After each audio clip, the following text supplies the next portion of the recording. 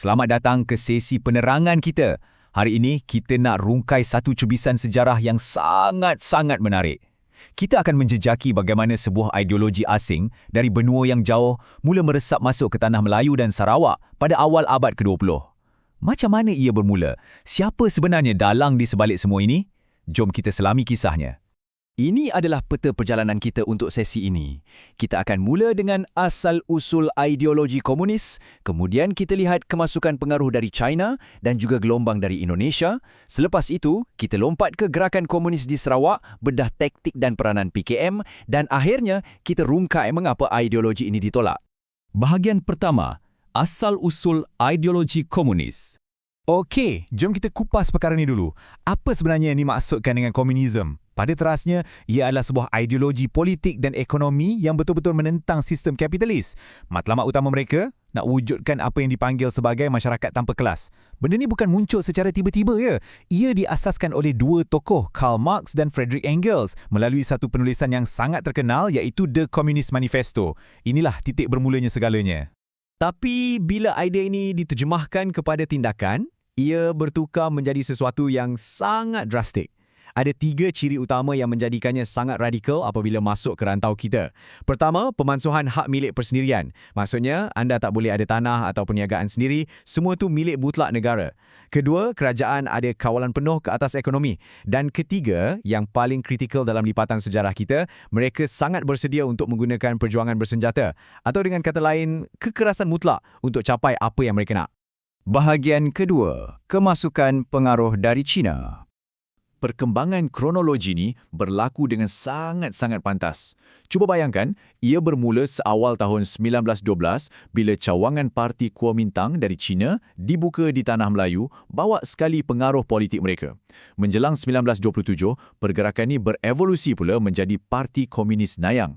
Dan kemuncaknya, cuma 3 tahun selepas tu, tepat pada 30 April 1930, Parti Komunis Malaya atau PKM ditubuhkan secara rasmi dekat Kuala Pilah. Dalam tempoh tak sampai 2 dekad, ia meledak dari sebuah cawangan politik asing menjadi parti radikal tempatan, macam api merebak.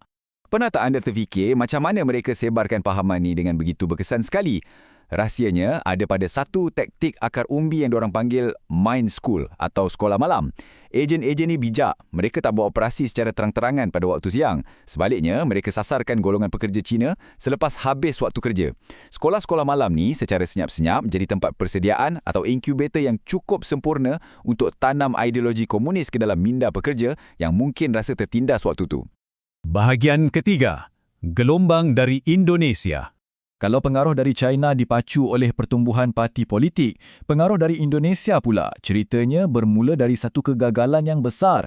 Pada tahun 1926, Parti Komunis Indonesia dah cuba lancarkan pemberontakan besar-besaran melawan Belanda di Jawa dan Sumatera. Tapi, pemberontakan tu gagal teruk. Akibatnya, pemimpin-pemimpin utama mereka terpaksa lari lintang pukang seberangi selat untuk selamatkan diri. Dan teka ke mana mereka lari? Ya, pendaratan mereka adalah di Tanah Melayu. Mereka yang lari ke sini ni bukan pengikut biasa-biasa tau. Mereka ni pemikir strategi yang sangat licik. Antara nama-nama besar yang tiba termasuklah Tan Malaka, Alimin, Musoh dan Muyeso.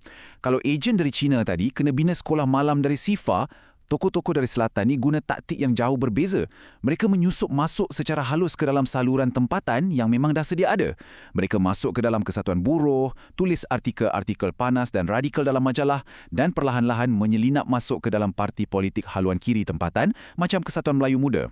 Bila kita letakkan kedua-duanya bersebelahan, perbezaan strategi mereka memang sangat ketara. Di satu pihak, laluan China ni lebih teratur dan berinstitusi. Mereka mula buka cawangan parti dan buat kelas-kelas malam secara bersistematik. Di pihak yang lain pula, laluan Indonesia ni gayanya lebih kepada taktik penyusupan secara parasit. Pemimpin yang melarikan diri ni meresap secara rahsia ke dalam kesatuan dan kumpulan politik yang dah pun beroperasi. Dua cara yang berbeza, tapi membawa satu ancaman ideologi yang sama ke kawasan kita. Bahagian keempat, gerakan komunis di Sarawak. Sekarang, mari kita melompat sekejap menyeberangi Laut Cina Selatan. Corak penyebaran ideologi dekat Sarawak ni menunjukkan satu persamaan yang cukup menakjubkan dengan apa yang jadi di Semenanjung. Gerakan ni mula tumbuh sekitar tahun 1930-an dan sekali lagi sasaran utama dorang adalah golongan muda, iaitu pelajar dan juga Kesatuan Buruh. Dua nama organisasi yang patut anda ingat di sini ialah Liga Belia Demokratik Cina Sarawak atau SAYA dan Parti Komunis Kalimantan Utara. Dari segi lokasi, mereka pandai pilih hub-hub strategik seperti Kuching, Sibu dan kawasan sekitar sempadan yang memudahkan urusan logistik mereka. Bahagian kelima, taktik dan peranan PKM. Sebelum kita bedah lebih mendalam tentang taktik mereka, kita wajib faham satu perkara penting ni. Apa sebenarnya yang mereka nak capai? Kenapa sanggup buat semua ni? Jawapannya sangat mudah tapi berimpak tinggi. Matlamat utama PKM hanyalah untuk gulingkan kerajaan yang ada dan tubuhkan Republik Komunis Malaya. Titik. Segala penyusupan, kekacauan dan kekerasan yang mereka lancarkan selepas tu semuanya berpaksikan kepada matlamat mutlak ini. Untuk pastikan matlamat itu tercapai, PKM ni ada satu buku panduan atau strategi berperingkat yang sangat rapi.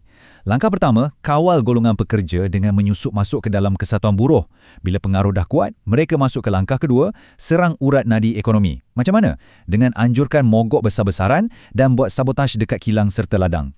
Tapi, langkah ketiga inilah yang paling drastik. Bila Jepun masuk menjajah pada tahun 1941, PKM tak lepaskan peluang keemasan ni. Mereka terus tubuhkan tentera gerilya yang dikenali sebagai MPJA. Jadi, poin yang paling penting dan boleh dikatakan sangat ironik di sini ialah bagaimana keadaan huru-hara masa Perang Dunia Kedua tu sebenarnya telah memberikan kelebihan bekalan senjata yang amat besar kepada PKM.